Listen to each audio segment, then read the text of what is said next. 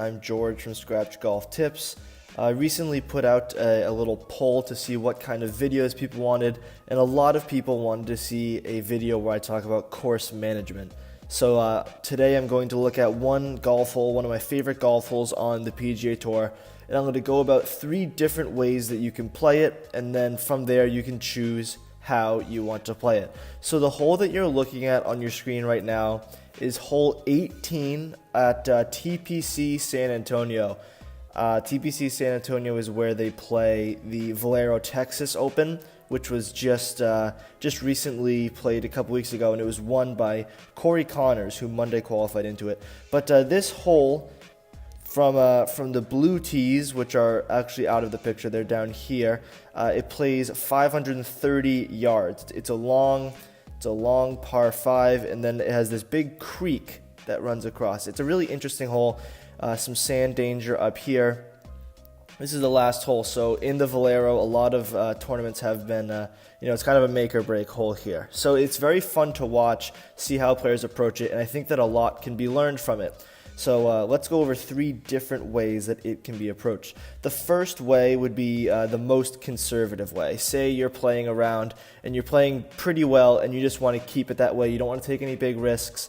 If you were in a tournament that you'd already be ahead, you'd be in a good position. This is just the safest way to play. You're probably playing for par or bogey.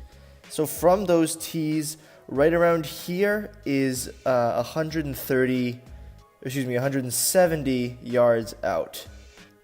So we have 170 to the fairway. That's the very front. So let's say you want to get right about here. It should be about a 220 yard shot. Whatever your 220 club is, for some people, this is maybe a 5 iron. For some, this is a driving iron, a 2 or a 3. This could be a wood or even a driver. Let's say it's a 3 iron, more of a driving iron. That's a pretty conservative play. This fairway is actually pretty narrow, so going with that conservative play could be pretty valuable for you. So making that 220 shot, guaranteeing yourself, or close to guaranteeing yourself, a place in the fairway. You don't want to be in these trees left because that's a lot of danger. You don't want to be in the danger over here. There's a ton of danger in all of that. So now you're in the fairway, 220. And then you're probably going to want to get, sorry about that, you're probably going to want to get somewhere around here. This shot right here to those trees, I have a GPS app on the side here. This is probably about 150 or so. 150.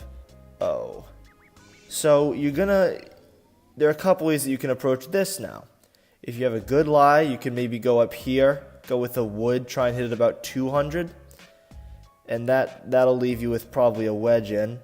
Or you can maybe go 7 iron and hit that 150. So say we're going ultra conservative because this is the first one, this is the conservative one. You hit it at 150 and now you're here. Good spot in the fairway. 220 plus 150 is 370. So you're going to have about 160 left in. This is where it gets tricky. You can hit it about 140, once again, extra conservative. Land it up here, lay up. You do have this sand trouble, which could turn you off from that. Or you could go for a more direct route up this fairway and then over to the green. I don't think in this situation with 160 out, it depends on what your 160 club is. Say it's a 7 iron and you really like that 7 iron, you can play a draw, you can play it in like that. I'd probably go with that. If you don't have any confidence in it, you could lay up in this area, just be conscious of this bunker. This is a great way to get there pretty conservatively. Although you're going to have 160 left in, you can get around the green in 3. You have an up and down for par. This isn't how the pros play, but not everyone is a pro, obviously. So this is just one way to play conservatively. I'm going to reset this board, and let's look at the next way to play it. Here's a second way to play the 18th at TPC San Antonio. A lot of people like to play these holes as birdie holes or scoring holes because if you are a bit long and you can get there in 2 or around there in 2, it gives you a good opportunity. This is kind of a happy medium between that really aggressive and maybe the more conservative. This is right up the middle. So let's say you want to carry it about 250. Your 250 club, we'll just say for the sake of example, you're going to hit a 3-wood. You're fairly accurate with a 3-wood. You get it right around there in 250. This is a pretty good start right here. And you have, obviously, this is narrow, so there isn't any sand on these tees, so the trees are all you're going to really worry about. So the 3-wood gets you there in 250, you're in the middle. It's hard to be really, really aggressive here, and again, for this game plan, you don't want to be. So let's say you hit maybe a hybrid driving iron, or heck, even another 3-wood, maybe a bit further than that, you're going to end up right about here. Those are two pretty high percentage shots if you do like your woods. And so this, we'll say, once again, 250. Say we go with maybe a hybrid or a driving iron 200 flat, 200. That's a total of 450 throughout those first two shots. And now you're left with only a little bit less than 100 yards in, maybe 90 yards left. So since we're not playing this conservative line, this line here doesn't make any sense. We can't go for the green. This creek is prominent. There are rocks all around it. So if you go anywhere near it, the green also slopes into it. You want to stay as far away from this as possible. This is, again, this isn't a super aggressive line. So say the pin, just for sake of example, is right in the middle of the green. Your 90-degree shot, maybe going with a lob wedge. There are two ways you can play it. You can play a little fade over the creek and try and fade it in that way. Issue is, let me just bring that up a little bit. Issue is you'd be flirting with this sand bunker. Or if you can hit a draw with that club, you can draw it in, leave it a little long. There is a lot of room in this back portion. Once again, issue lies in those bunkers. Or you can just try and hit a straight shot. It is a lob wedge. Some people can hit those straight shots, and you can lob it right in there. So that's what you're looking at for the second option. Once again, it's easy to just draw these lines. I know that golf isn't that simple, but this is a simple way to manage the course in a few different ways that you want to play the hole. That being said, let's look into the third and final way in which you can attack this hole. All right, let's take a look at the final way to play it. This is the way that you'll see a lot of the pros play it. Very aggressive. They'll go driver off the tee. A lot of them can drive it well over 300. They'll probably carry it 290. For the sake of this example, let's say this will go about 280 for them, or for us rather, for the average golfer. So you hit it out there 280. Good thing about this is fairway's pretty narrow down here. It widens up a bit as you go through here.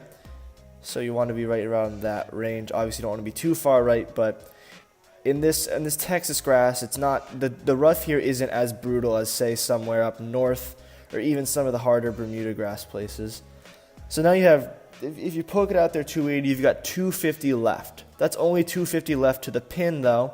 So you can, if we're going with the most aggressive line, what a lot of people do, 3-wood, maybe for some people this is a hybrid or a driving iron, but for most a 3-wood. And they're just going to try and get it on this line, on this strip of fairway. Again, that's 250 to carry to the hole. Right around here, just to carry the creek, that'll only be about maybe 150, 200. So this isn't too hard, especially with a 3-wood. I'm not expecting anyone to carry their 3-wood 250 off the ground, but as long as you can get it over this, which is actually less, it's much less than 200. I'd say it's probably, if you're driving at 280, that can't be more than 150. So if you can just get it over that and it can roll out, maybe if you hit a fade, that works well. The great thing about this though, you have so much room over here to the left of the fairway. There aren't any trees there. So if you hit a natural draw and you maybe hook it a little bit more or yank it left, this isn't a terrible place to be, as long as you're not too far left as to have this tree block your angle.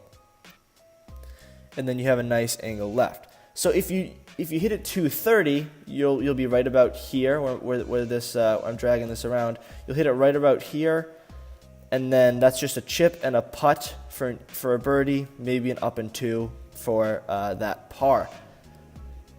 Before I end this video, obviously just drawing straight lines, that's a lot easier than golf is played, we all know that. But going into a lot of these holes with that proper game plan and a mentality of a way to attack these holes, and if you can understand if you want to play a hole conservatively, aggressively, or somewhere in the middle, that can definitely help your tempo, the way you play your game, and the control that you feel you have over your game. If you feel like you have control over your game, You're just going to play more confidently. You're going to be more confident in your club selections. You'll put yourself in better situations. Say you don't like 70-yard shots or 60-yard shots. A lot of people don't like those shots where they have to knock down a lob wedge or maybe bump and run a gap wedge in there. Then don't set yourself up for a 60-yard shot. Instead of going driver 3-wood and have an awkward shot, you can go with that first route where your shot in will be 150 and then have a good angle. This is a lot of course management is about finding what clubs work for you, what distances work for you, and what you want to stay away from. I can talk personally in my game. I actually like 60-yard shots, 70-yard shots, but right now a big gap in my game is right around my 8-iron, which will take me anywhere from 140 to 155. So I try and play away from that. And if that requires me taking a 3-iron off the tee, then I'll do it. You need to find your strengths. You need to find your weaknesses. If you're a good putter, just try and get on the green. Don't put it close to the hole. Just get it on the green. Course management is a very introspective thing. You need to figure it out for your game. I'm not saying that on your course you need to go out and make 3 different game plans for every single hole, but just looking at this video and seeing how I've picked apart one hole, look at that and see what you can do with all the other holes. I hope you all learned something today from this video. It was a fun one to make for sure. I love this hole. The Valero is a fun tournament to watch. If you enjoyed it, feel free to like the video and also subscribe to the Scratch Golf Tips YouTube channel, posting at least once a week. We're posting a bit more now, so feel free to subscribe. It would be greatly appreciated. Leave down any comments or feedback. Also follow the Instagram page at Scratch Golf Tips. I respond to all messages, emails, what have you. So if you have any ideas for any future videos you'd like me to make, I'd be more than happy to do that. Thank you all for watching, sticking around with me. I hope you have a good day. Take care and play well.